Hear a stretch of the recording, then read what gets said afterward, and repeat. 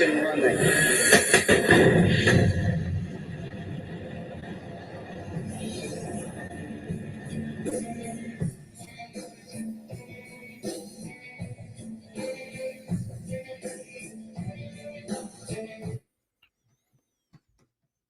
Good morning, everyone. Mike's MMA Picks here with your Fight Morning Quick Card Breakdown show, brought to you by MMA Oddsbreaker as well as BetDSI. We are here for UFC 268. We are ready to embark upon this mission. 14 fights, 11 of which are favored to end inside the distance. Should be a violent night of fights at MSG. Let's get things kicked off right here with a flyweight bout between CJ Vergara and Osbourne. Many may be familiar with Osbourne from his recent knockout loss to Manel Kape. CJ Vergara, we recently saw him on the Contender Series, where he ran through an opponent in just under a minute. Osbourne coming in with significant reach advantage in this spot. He's the quicker fighter. Vergara is a fighter who gets by on his toughness. I recommend folks go back and watch the Jacob-Silva Vergara bout. In this particular fight, you have Vergara coming in as a plus 155 underdog. Osbourne minus 190. Osbourne is the heavier puncher, much more athletic here, and he has his first real full-time fighting camp and experience in Las Vegas.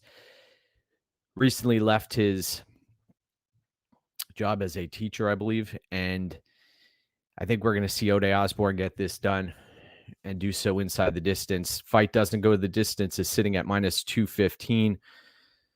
Give me Osbourne in that fight. Next up, where we have a fascinating bout at featherweight. Bruno Souza. Many may recognize him from LFA fights, taking on Melsik Baghdasaryan. Baghdasaryan, Contender Series fighter who is a striker by trade, and beautiful kickboxing and some Muay Thai that he brings to the table. This fight's not expected to go to a decision at minus 125. Souza has jiu-jitsu to speak of, but he is going to have difficulty, I believe, getting this fight to the mat. Also, Souza came in overweight. You also look at the last matchup where we have Vergara coming in overweight. The first two fights of the card, both fighters missing. That is an issue here. I'll be picking Baghdasaryan, and Souza is tough, man. The weight cut may cost him here. I think Baghdasaryan may get this done inside the distance. You look up and down his record, lots of TKOs. The coffee is flowing here. Baghdasaryan is going to be my pick. Next up, where we have Dustin Jacoby taking on John Allen. Interesting bout where we have Jacoby, who's actually on the same fight card with Alex Pereira, and Pereira knocked him out earlier in their careers. Dustin Jacoby coming in as a massive favorite here. 9,600 in DraftKings, minus 390 at the betting window. And then you have John Allen, 13-6 overall record. Still very young fighter. Coming off of the loss to Roman Dolidze. 7,800 plus 290 underdog for John Allen. Now, this fight, if this fight hits the mat, Allen becomes live. My question is, though, how does he get it there? Dustin Jacoby is an evasive fighter, somebody who thrives when opponents try to close distance on him, and he's going to have somebody plotting towards him. I think that Jacoby is the rightful favorite here, but I don't like this wide line. This fight isn't expected to go to a decision either at minus 160. Jacoby, I see him trying to stay evasive, peppering Allan at distance, and frustrating Allan. Allan may try to force the issue and then get caught late in the fight. But Jacoby also coming in on short notice here. Got to wonder. He came in at 203, though. Got to wonder how he's going to perform. He's a fighter you can typically trust what you're going to get out of him. So I'll be picking Jacoby here, though I don't like the minus 390 line. I think that's a massive line. All right. We've got heavyweights here. Gian Villante looked like he's already checked out. When you look at how he came in on the scales at 260 pounds, this is a guy who had kept himself in shape. The former Hofstra standout football player has had a respectable UFC and mixed martial arts career. In this fight, he's taking on a Chris Barnett, who also, both of these guys look like they haven't spent any time in a training camp. It's disturbing at this level. You have ample time to prepare and get yourself in phenomenal shape, and neither opt to do so. Villante has let us down before on home turf at Nassau Coliseum against Patrick Cummins. And in this spot, he's the hometown fighter at MSG. He's the more accomplished striker. He's a tough dude. Barnett is a bit of a wild man in there. You watch his Road FC fights, and he does throw caution to the wind. Looks like a meatball out there, but he's pretty fleet of foot. And Villante has struggled getting around the octagon. The longer this fight goes, I think we're going to see Barnett come to life. Villante is going to keep a tight game early.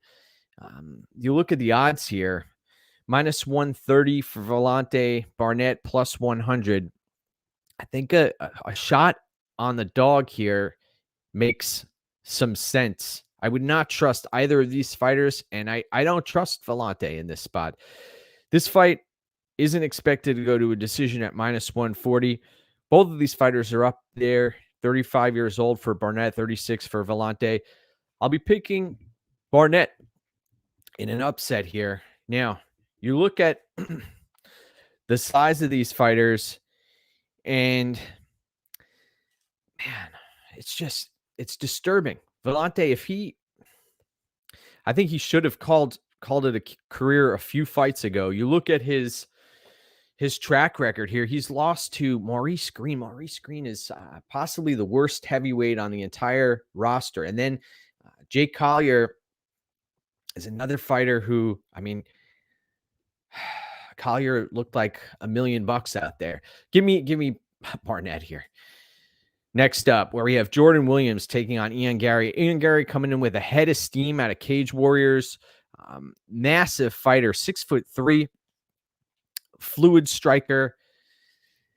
I don't like the line here. The line is a little disturbing at minus 400. You also have 9,500 in DraftKings. Now, I wonder, when the price tag was being put on Ian Garry for DraftKings, it takes two to tango.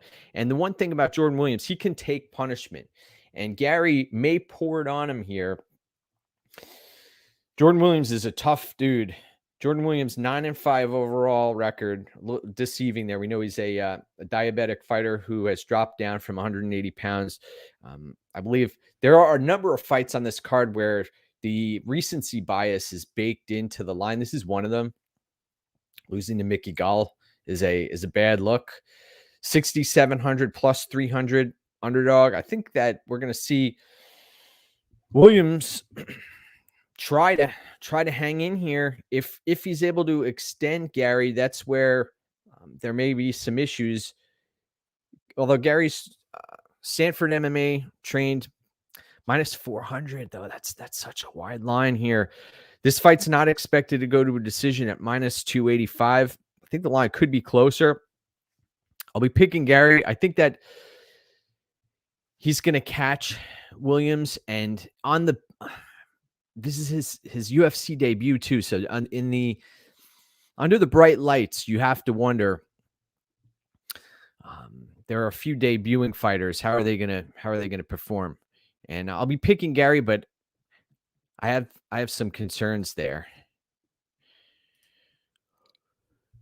Let's take a look at the comments section. Good morning, Nazir. Good to see you. Thank you for popping in. Go get what's yours this morning. Bright and early. Fight start at 6 o'clock p.m. Eastern. Morning, Brick. Great to see everybody here. Let's get back to the breakdown where we have a fighter, Edmund Shabazyan, who really was a very bright prospect, still is, but he really has to shore up some holes in his game, namely his cardio deficiencies have been on full display, coming in with an 11-2 record, 7,700 in DraftKings, which isn't a bad price, minus 110 at the betting window, still only 23 years of age, taking on Baghdasaryan-Imavov, who has gained some steam, gained some confidence, looked great on the scales. 25 years old French fighter who is coming off of a nice victory over Ian Heinisch, where you saw the longer the fight went, Imavov really came to life. And he has a lot of grit. He's got some great striking. What I like about him also is the defensive side of his game. He was in there against Phil Hawes. He's been battle tested. He should have won that fight. This bout is rather interesting because I was very high on Shabazyan. And Shabazyan first and second round is a world beater, as long as he doesn't get taken to the mat. But you need to have a complete game at this level. And I am ever so slightly leaning to Imavov. I think that the odds here are accurate. If you were able to get on Edmund Shabazyan as a plus 120, plus 130 number, I don't hate on that. Though, I mean, Imavov, he has the gas to go a full 3 rounds. I'll be picking Imavov here. I think that at this stage, you've seen Shabazyan hasn't shored up the holes in his game, and that is a real issue. So give me Imavov. Next up, we are working our way through this card where we have Phil Hawes taking on Chris Curtis. This fight has been rebooked. You have to wonder why Phil Hawes turned down that matchup last time out. 11-2 overall record, 9,400 in DraftKings for Phil Hawes. That price in this line, I don't think is justified. Chris Curtis has the ability to extend fights. He's been in there with some tough competition over in PFL. 34 years of age. Both of these fighters are in their mid-30s. 6,800 plus 240 at the betting window. This fight's not expected to go to a decision at minus 160. I think we're going to see Phil Hawes. Man, I've seen Phil Hawes cardio die numerous times out there, and Curtis could potentially drag this fight out on the grand stage at the Mecca of MSG. We could be in a world where Phil Hawes gets extended and Chris Curtis becomes live. I don't like this line. This is a stay away fight for me. I will be picking Phil Hawes, though. He has, you watch the Daukaus fight. Somehow he turned his game around.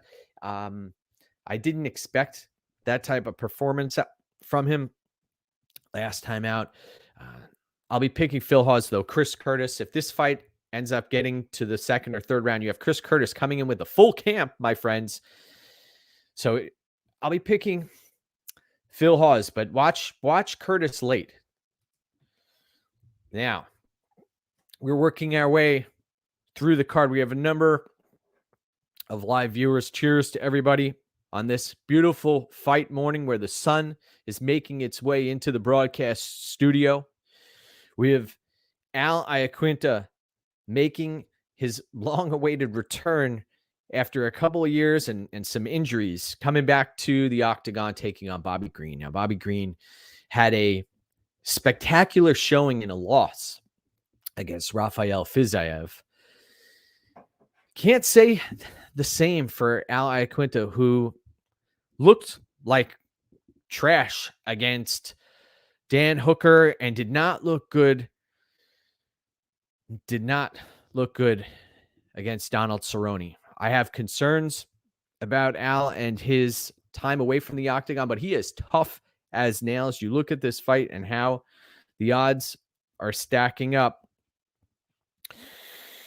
Interesting. You have Bobby Green as a significant favorite here. I believe we're looking at minus 185 for Bobby Green. You don't know what you're going to get out of Bobby Green. Sometimes he'll come into the fights and make bonehead errors. He seems to fight at his opponent's level, and that's a concern, especially if you're putting your hard-earned money on a fighter. I expect Al to come in here and be live, especially early.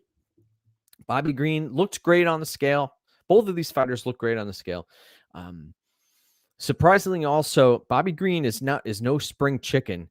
He in this fight, I think that this fight's going to play out much closer than the line suggests. I think you look at the odds for this fight to go to a decision. That's another thing that's very interesting. Minus 350. When was the last time you saw that in a men's lightweight bout? That's mind blowing. That's like Roxanne Modafferi type fight goes the distance numbers. I think we are going to see this fight go to a decision. I think that Bobby Green, I mean, you have to, the activity alone leads me to believe that he is the side, because you know that Iaquinta has been out due to injuries, and he also he's had his brain and his mind and body and other things. The real estate has been booming. So you're going to hear a big pop from the crowd. You're going to hear the Sopranos theme song, and the crowd is going to be getting behind Al Iaquinta, though I believe we're going to see Bobby Green pull this one out. Now, next up, where we have, I don't know if you want to call him a hype train or not, because he is a accomplished kickboxer, Alex Pereira, taking on Andreas Michailidis. Michailidis is a hefty underdog here in this spot, and Pereira coming in at 9,100 in DraftKings. I don't think this fight is going to go to the scorecards, because there are holes in both of these fighters' games. Michailidis, 13-4 record, does have a few submission victories on his resume. Pereira, lone loss via submission back in 2015. You watch the tape, and Pereira, very impressive. You know, he has the knockout victory over Dustin Jacoby, has beaten Israel Adesanya. 3-1 mixed martial arts record, though. So I don't think he's going to necessarily be shuddered by the bright lights and suffer a adrenaline dump, so to speak. But if he gets taken down, Michailidis, I mean, he's as live as a dog as there is. Take a look at the submission prop. That's the way that Michailidis gets this done, though. Alex Pereira, you know, if you've been doing your homework, that he's spent some time with Glover Teixeira, And odds are, I mean, we know that he's a body who's been in there helping to prepare, but I'm led to believe that Pereira has also picked up on some of the defensive acumen that Teixeira has provided him as far as the tutelage goes. Michailidis, I don't hate on a sprinkle if that's what you're going to do, but I'll be picking Alex Pereira. I think that his pedigree alone is worthy of him being a favorite. But I would not be lining him as a minus 250 plus favorite in this spot. I think he needs to come out here and prove himself on the grand stage. So give me Alex Pereira in that matchup. And I think he does get this done via knockout. It should be a beautiful striking performance for however long it lasts. But if Pereira gets taken to the ground, we know that Michailidis does become live. Oh, look at this. Manny, good morning. Haha, showboating cost Bobby Green in the Moises fight. That is true. He did. And he fights to the level of his opponent. That is an issue. Next up, let's continue this journey where we have, man, what can you say? This is the first fight of the main card. Justin Gaethje taking on Michael Chandler. Now, you look at the odds, what we're working with here. Minus 210 at the betting window for Justin Gaethje, 8,900 in DraftKings, taking on Michael Chandler, who fighting out of a great camp. Both of these guys, this is the first fight where we have Trevor Whitman coming out. 35 years old for Michael Chandler, plus 170 underdog, 7,300 at the betting, 7,300 in DraftKings for Michael Chandler. This fight is not expected to go to a decision at minus 300. 22-6 overall record for Michael Chandler. I mean, he is a phenomenal athlete, great wrestler, has heavy power in his hands. Justin Gaethje, we know who he is at this stage in his career. He's tried to morph himself into a more someone who takes a little less risks out there. Though this spot, he is going to be he's going to have an opponent, Michael Chandler, who's going to come right at him. Michael Chandler has to know that if he sits at range, he's going to get his leg chewed off. And we talked about how it sometimes is worth listening to press conferences and pre-fight interviews, etc. And I really, what I hear and what I believe is that Michael Chandler is going to come out here and try to get Gaethje out of there early. If he decides to prolong this, he should gas himself out. We've seen Chandler run into problems in the past with calf kicks. Gaethje's there to be hit. If you can get to Gaethje early, that's how you do your damage. Now, Michael Chandler has seen the footage is out there of him getting run through by Khabib Nurmagomedov with ease during that bout. And Gaethje thinks that footwork is going to be part of what propels him to victory. Though I don't necessarily think footwork is going to help him much here, because Michael Chandler is the far more athletic fighter.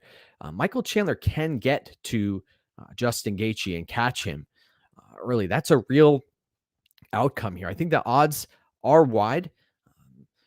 Gaethje, though, the longer this fight goes,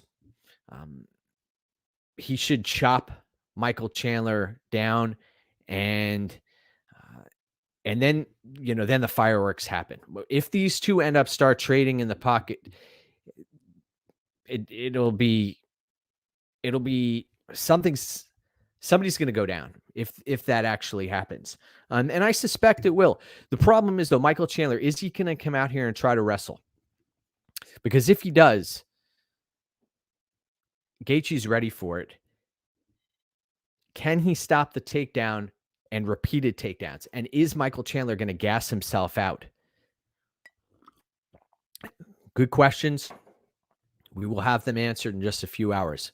But either of these fighters are going to get this done inside the distance. I see this ending via knockout. And I'll be picking Justin Gaethje, but the odds here I think are ridiculous. I don't think he should be this big of a favorite against a high caliber fighter in Michael Chandler. Michael Chandler, though, is a bit brittle. We've seen his fight against Charles Oliveira, and we've seen him in many other occasions. You know, he can get sparked out of there, but he's going to come like hell's on wheels. He'll come after you. So give me Justin Gaethje in that matchup. Now, here we go. We've got Patrick is saying that Justin Gaethje has the heaviest hands in the lightweight division. You may be onto something. Yes, those 18 knockouts, 18 TKO victories are no fluke. And once he starts landing on Michael Chandler, then somebody's going out. Somebody will be going out. Now, we've got a fight that this is one of my favorite fights of the whole card. Shane Burgos against Billy Quarantillo. Billy Quarantillo coming in as an underdog in this spot. You've got a 16-3 overall record. Billy Q's been knocked out before by a head kick. Coming in at 7,200 plus 155 underdog. Billy Q is the older fighter here. He's also at a 5-inch reach disadvantage. Billy Q has the better grappling as far as I'm concerned in this matchup. He's also, when you compare durability, he appears to be the more durable fighter. We've seen him on death's doorstep a few times against Spike Carlisle, and Shane Burgos is going to come forward and he's going to meet Billy Q in the middle of the octagon. Now, it depends on what Billy Q wants to do. Is he going to try to change levels and take this to the mat? I think we're going to see Burgos land an uppercut as Billy Q's trying to close distance here at some point. $9,000 in DraftKings for Burgos. If Burgos wins this fight, he should put up a phenomenal DraftKings score, minus 195 betting favorite. Now, the question is, though, Shane Burgos, what are we looking at as far as the Edson Barbosa stoppage loss and how it's affected his career? Has that taken the wind out of his sails? It doesn't appear that it has. You watch the interviews, you even immediately post-fight, look at the exchange that Barbosa and Burgos had backstage. He had all of his wits. Granted, it was one of the strangest TKO losses I've seen, where he was hit on the jaw, and then about 2 seconds after that, his body shut off, his legs gave out, and he fell to the mat. Very rarely do you see that in professional combat sports, and when you do, it's usually a sign that there's a significant trauma that has been sustained. In this spot, Billy Q is not the more technical striker. Billy Q does have the better grappling, better jiu-jitsu. I believe that the gas tanks are a wash here. And I believe Shane Burgos is the side here and will be the winning fighter. Though you look at the fight not to go to a decision at minus 105. 11 out of 14 of these bouts are expected to end inside the distance. And I believe this is one of them at minus 105. Look at the pops, the amount of pops on the button that are going to happen in this bout. Both of these guys, tough as nails. The crowd is going to be at full throat after Justin Gaethje and Michael Chandler leave the octagon. I'll be picking Shane Burgos And I think that he gets this done inside the distance. Both of these fighters had a great weight cut, and they both look phenomenal on the scale. So I think you're getting the best version of either fighter, except Burgos, the head trauma that he's taken is a concern. So if Burgos doesn't get knocked out, he is winning this fight. And I think the chances of a Billy Q by decision prop are very low. It's either Shane Burgos wins this or he gets taken out of there. So give me Shane Burgos. Next up, where we have Frankie Edgar taking on Marlon Vera. The answer is back. And I have been a huge Frankie Edgar fan for many, many years. I've seen Frankie perform at UFC 70 back in 2007 in Jersey. The pop of the crowd when he faced Spencer Fisher. Now he's taking on Marlon Chito Vera. Marlon, 28 years of age. We know that Marlon's grappling and takedown defense has been an issue. And if there is a kryptonite here, and if there is a strength for Frankie Edgar, it's Frankie Edgar's takedowns and his wrestling, and then Marlon Vera's takedown defense. It comes down to that, and then it also comes down to Frankie Edgar's durability. We should not kid ourselves here. Frankie Edgar was brutally, and I mean brutally, knocked out a few months ago. He's shown a number of cracks in the armor, and it is tough to get Marlon Vera out of there. So Frankie Edgar comes on strong early in fights. Marlon Vera has a propensity to drop first rounds, and Marlon Vera has to come out ready for Edgar to come out and try to put Marlon Vera on the defensive. And we've heard Frankie Edgar speak about this in his interviews. So you look at the odds here, plus 125 underdog, 7,400 in DraftKings. I understand why Frankie Edgar is one of the more popular underdogs here, especially fighting at MSG, taking on a Marlon Vera who's coming in at 8,800. And now, how does Vera pay off that price tag in DraftKings? He's got to land volume on Frankie Edgar, which is tough to do because Edgar, he's so fleet of foot. He still moves around well. Minus 155 at the betting window, 8,800 in DraftKings, as I previously mentioned.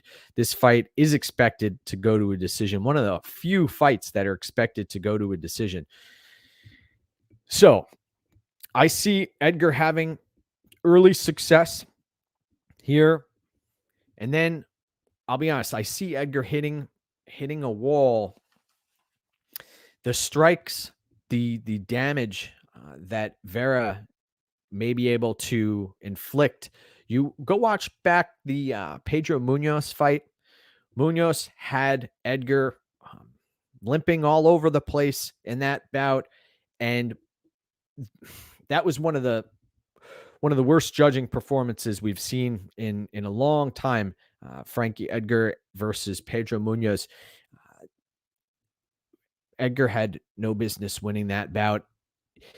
In this spot, I'll be picking Marlon Vera. I think that the longer this fight goes, Vera's going to come to life, and we're going to see Edgar's age and the durability rear its ugly head. I understand why folks are on the underdog in this spot, but I'll be picking Marlon Vera. I think that at 28 years of age, shoring up some holes in this game. Granted, he in all likelihood hasn't secured the takedown defense. Can Frankie Edgar put on a similar performance to what he's done versus Yair Rodriguez? That is a question here. I question that. That Rodriguez fight was back in 2017. It's been 4.5 years since that performance. Vera's had a full camp to prepare for this. I think we may see Vera get grinded out here and get stuck on the bottom for a significant amount of time. A couple of stats here. Frankie Edgar has spent over 7 hours competing inside of the octagon. Over 1 1 hour, over 1 hour of that time he spent in top position. That is incredible. That is an incredible number. So I'll be picking Marlon Vera here, but I don't hate on those who are leaning towards Edgar. At 40 years of age, I think there's a high likelihood that we see Frankie Edgar leave his gloves inside of the octagon. Next up, Rose Namajunas taking on Weili Zhang, a rematch. An incredible fight that, man, it's going to be amazing. Hard for me to contain my emotions here as we have Rose Namajunas coming in as a minus 105 fighter, 8,200 in DraftKings. This fight isn't expected to go to a decision at minus 115. Weili Zhang, 21-2 overall record. One stat I need to point out here, 27 fights. Rose Namajunas and Weili Zhang have competed in 27 fights that have ended inside of the distance. 37 total fights they've fought. 27 of them have finished. Minus 125 at the betting window for Weili Zhang. $8,000 in DraftKings. Now, Rose Namajunas, the more athletic fighter here, the rangier fighter, the quicker fighter, but not the more powerful fighter. Now, you've heard folks say, call an ambulance, but not for me. We may need one for Rose Namajunas. In this spot, Rose Namajunas, I question her durability. You look at the first fight, Weili Zhang was the one who was finished with that head kick, right? But early in that fight, Weili Zhang was landing low kicks, and we saw that her game plan, now she's at fight ready, her game plan was to chop Rose Namajunas down. You also watch back the Jessica Andrade fight. For 3 rounds, Namajunas danced around and was able to look like a great fighter, which she is to a certain extent. I think that has to do with Trevor Whitman, to be honest. I think that Trevor Whitman has sharpened her as a tool. And the Andrade fight, Namajunas was on the verge of being taken out of there. We saw her get finished the first time they fought. And I don't believe that Namajunas has the durability to last for 5 rounds against Weili Zhang. Weili Zhang at fight ready with Henry Cejudo's tutelage. The couple of variables here, though, really. The crowd may be a factor. The crowd legitimately may be a factor here. We've seen it get into Weili Zhang's head. She seemed to be really affected by, it's amazing at this level how that can happen, by the boos, etc. So Namajunas, she does believe she's the best. She can be the best. She can perform as one of the best fighters in the world. But so can Weili Zhang. And Weili Zhang, the question I have is if she's very clunky out there and doesn't have the head movement and gets picked apart at range, and Namajunas is able to stay on her horse, then the opportunity for Rose Namajunas to land a finish again could be in play. So I'll be picking Weili Zhang in this spot. I think that she is worthy of being a favorite here. And you look at the line headed into that first bout, Weili Zhang was a much heavier favorite in that spot. You don't really learn much from a fight that ends via knockout early. Somebody gets caught. There is recency bias baked into this line. Is Namajunas going to be able to replicate what she did last time out? I mean, that did happen. Namajunas did finish Weili Zhang. That could potentially happen again, though. I think that we'll see Weili Zhang come out here and stop Namajunas this time around. Good morning, Moise. Great to see you on this beautiful fight morning as the sun pours in to the broadcast studio and we prepare for this UFC 268 card. And with that in mind, we head to the main event of the evening, where we have Kamaru Usman taking on Colby Covington for all the marbles. They run it back. Now, you look at this matchup, right? On paper. 33 years old, Colby Covington. This fight was much closer than the odds suggested. This fight is right now, look at these odds. Minus 280 betting favorite for Kamaru Usman, plus 225 underdog for Colby Covington, 6,900 in DraftKings for Covington. Kamaru Usman, 1 loss on his record. Colby Covington, 16-2. This fight's not expected to go to a decision at minus 145. You watch the tape. You watch this fight back. You look at what's taken place since the first time they both fought. Yes, I believe Colby Covington was on the verge of winning and beating Kamaru Usman the last time they fought. The pace, the pressure, even the striking early. Covington was getting the better of Usman, but Usman had the heavier strikes. And this fight, the wrestling didn't necessarily come into play. I would love for this fight to include some wrestling and see how it affects both fighters and their gas tanks, especially if it heads towards the championship rounds. Trevor Whitman has helped as far as the tutelage and basically taking Kamaru Usman's game to the next level. But we would be remiss if we did not mention that Gilbert Burns put Kamaru Usman on Queer Street. You watch that fight back, and that legitimately happened. Now, does Colby Covington have the power to do that? Good question. We don't have that answer yet. Interesting bout here. So Covington, he could replicate the same game plan as the first fight. Kamaru Usman, though, may have leveled up, and that is a real concern of mine here. Usman has all the confidence in the world coming into the second fight. We know that Covington's game, it's a facade, but Covington, under all that, he is a legitimate force and one of the best fighters in the welterweight division. So I believe this fight should be lined closer than it is. We've seen the odds close slightly, where we have now minus 280 for Kamaru Usman. It wouldn't surprise me to see Usman win this fight via stoppage. Though, I think we're going to see Colby Covington come out here, and I would love more than anything to see Colby Covington get that belt, put a pace on Usman, land some takedowns, and stake his claim. Imagine a world where Colby Covington is the champion of the world. That could potentially happen tonight. Though I've been struggling with this one, and the tape, there are some question marks, and Usman is leveling up. So I'll be picking Kamaru Usman, but I believe that Colby Covington is incredibly live in this spot. And it would not surprise me one bit to see Colby Covington win this fight.